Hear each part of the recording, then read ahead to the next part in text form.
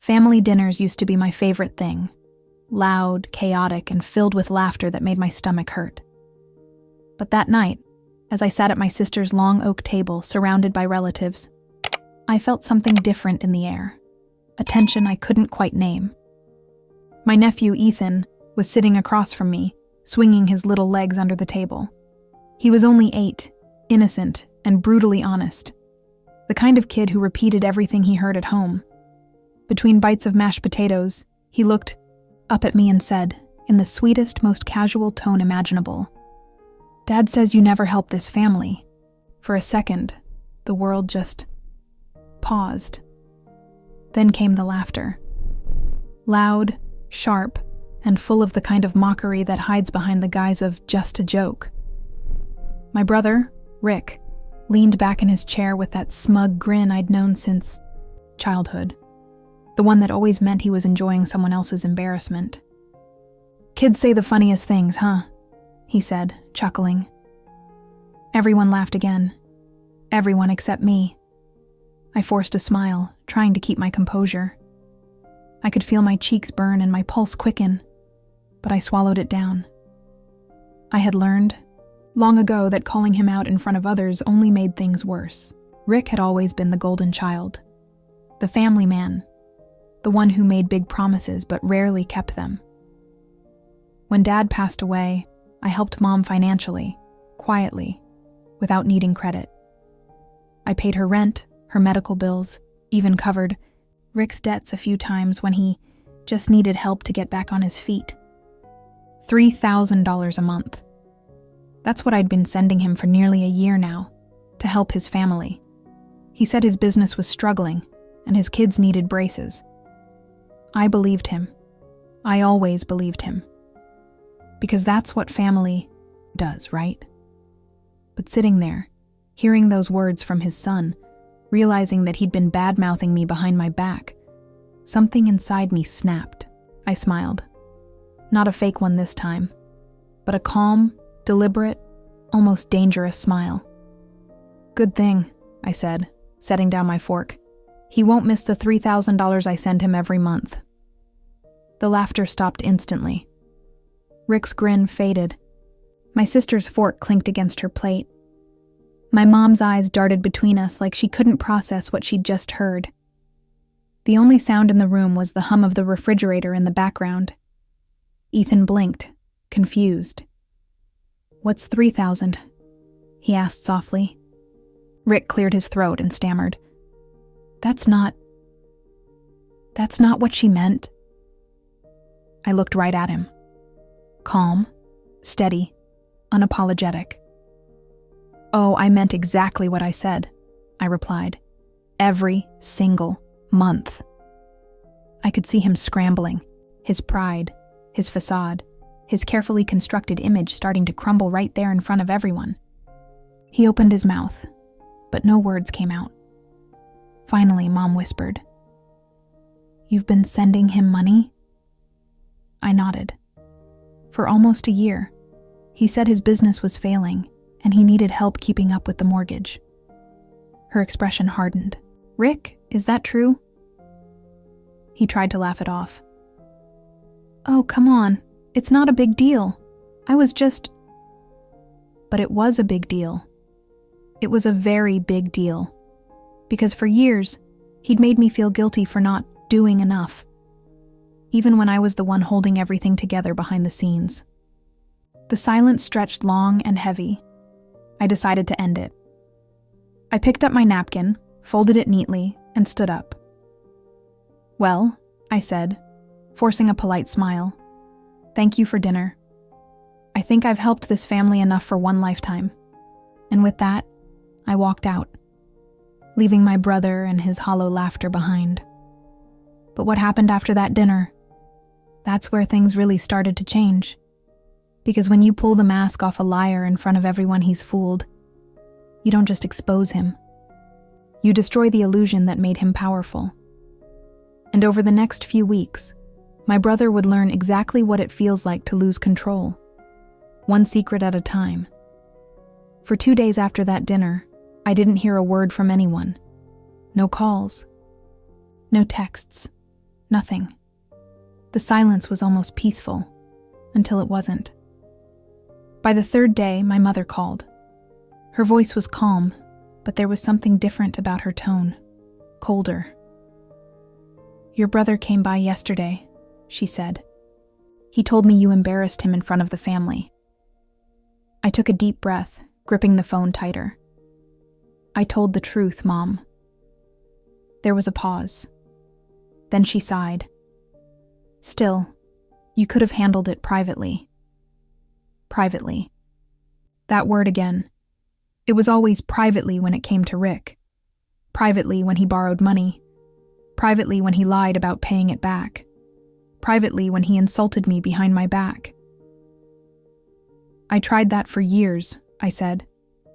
"And he still used me." She didn't respond. The silence said enough. After that call, I realized something. Rick had spent years controlling the narrative. To everyone else, he was the charming, funny, slightly irresponsible brother who just needed a little help now and then. To me, he was a manipulator who'd learned how to weaponize guilt. But now, his story had a hole in it, and I'd put it there. A week later, I got a text from my sister, Amanda. "Amanda, hey, are you okay? That dinner was intense." Me, "I'm fine, just tired of pretending." Amanda, "You know, Rick's been panicking. Mom's been asking him for proof about that business loan. He's avoiding everyone." Me, "Not surprised." Then she added something that made me pause. "Amanda, he said he's cutting ties with you, that you ruined his reputation." I stared at the message for a long moment before replying. Me, "He didn't need my help for that."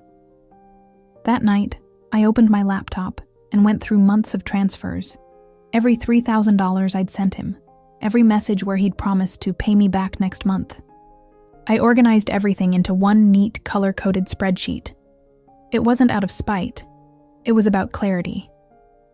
Because I realized that for too long, I'd been letting him write the story. This time, I was taking the pen back. Then, I did something that would change everything. I logged into our family group chat, the one where birthdays, dinner plans, and random memes usually went.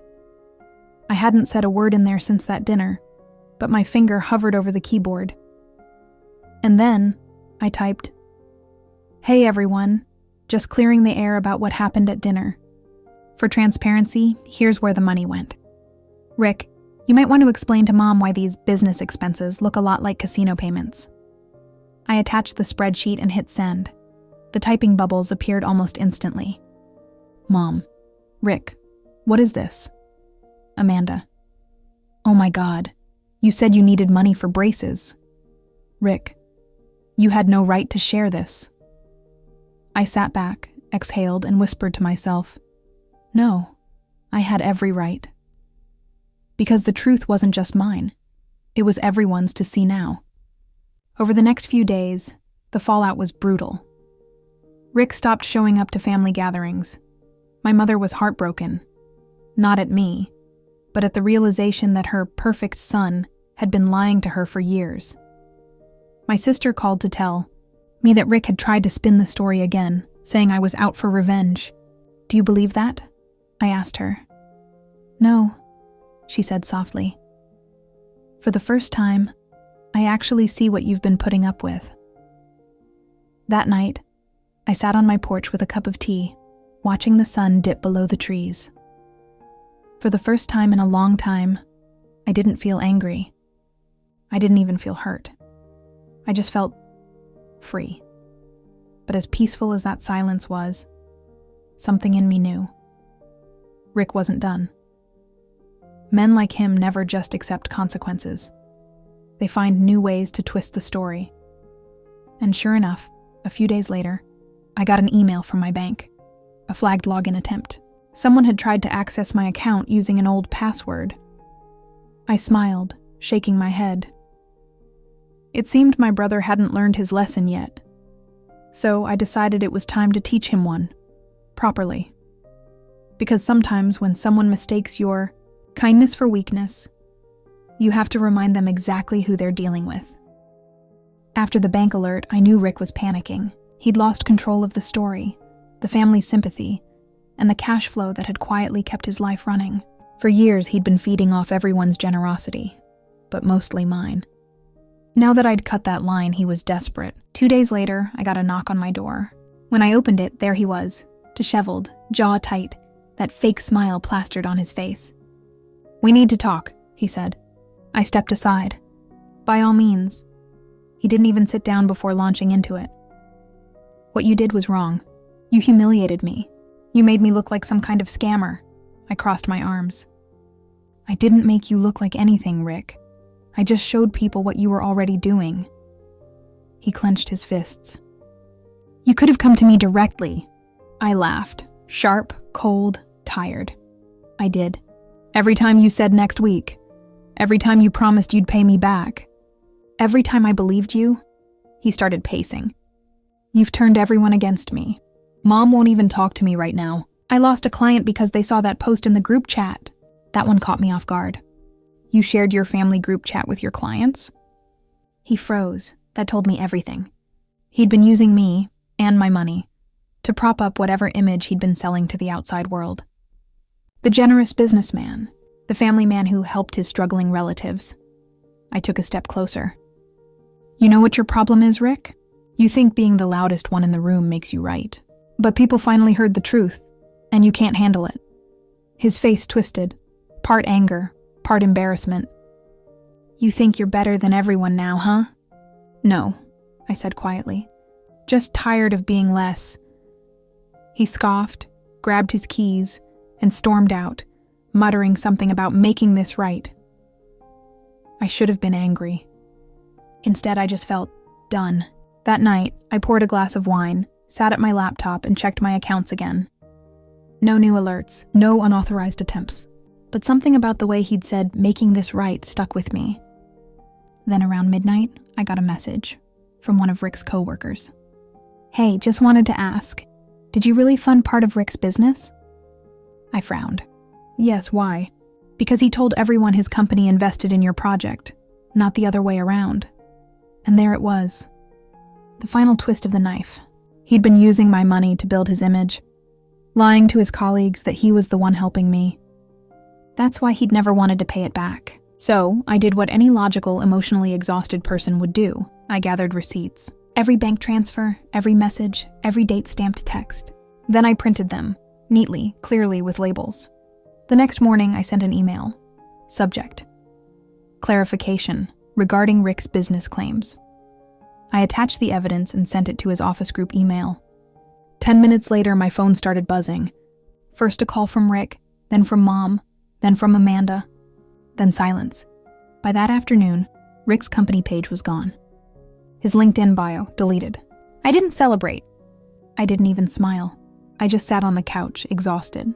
Because here's the thing about standing up for yourself. It feels powerful, but it also hurts. Not because you regret it, but because you realize how many years you spent letting things slide. That evening, Amanda came over. She looked nervous, holding 2 cups of coffee. "You nuked him," she said softly. I sighed. "I didn't mean to destroy him. I just wanted the truth out." She nodded slowly. "He needed that. We all did." We sat in silence for a moment before she added, "He's moving out of state. Said he's going to start fresh." "Good," I said quietly. "Maybe this time he'll learn what starting fresh actually means." Amanda gave me a small smile, stood up, and hugged me. "You did the right thing." When she left, I looked around my quiet living room, the same place where I'd cried after lending him money, after being called selfish by the people I helped the most. And for the first time, it didn't feel empty. It felt clean. But before I went to bed, I opened my phone and typed a short message into the family group chat. No more loans. No more lies. From now on, help comes with honesty. Or it doesn't come at all. Then I turned my phone off. Because sometimes peace doesn't come from getting even. It comes from finally being done. A week passed.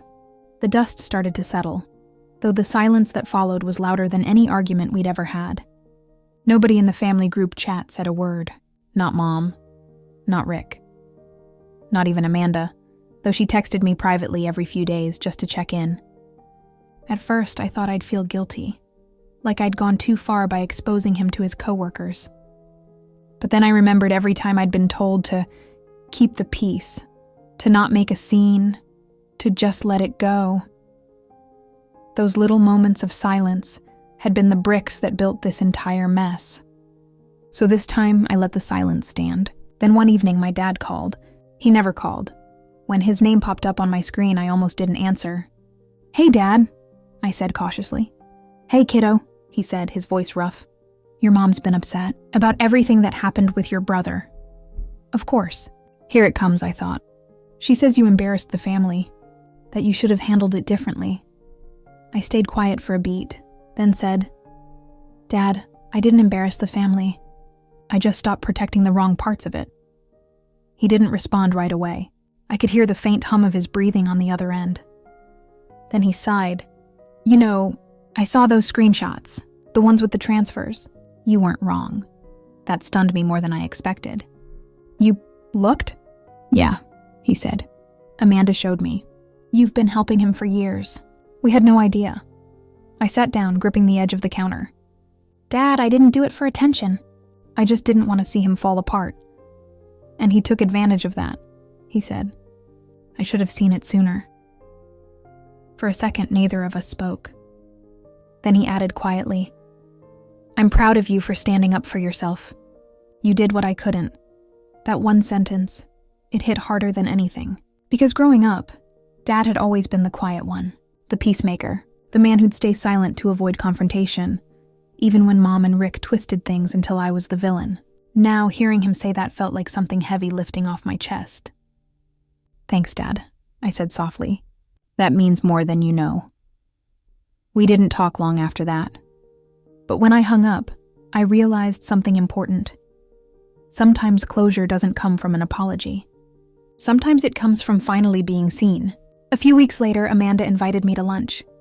Just us. No drama, no guilt.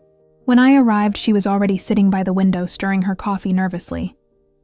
"He's gone," she said as soon as I sat down. "Rick. He packed up, sold his car, and left for Arizona." I raised an eyebrow. "Arizona? Why?" She shrugged. "Said he needs a reset. No one there knows what happened." "Good," I said. "Maybe that's exactly what he needs." Amanda smiled weakly. "I think he'll always be Rick. But maybe this time, without someone cleaning up after him, he'll learn." We talked for almost 2 hours, about old times, about how tired we both were of pretending everything was fine, about how peaceful life had been without constant chaos. When the check came, Amanda tried to grab it first. "Let me," she said. I shook my head, smiling. "No, let's split it. Fair is fair." It was a small thing, but in that moment it felt symbolic, like balance was finally restored. That night, back home, I opened my laptop again.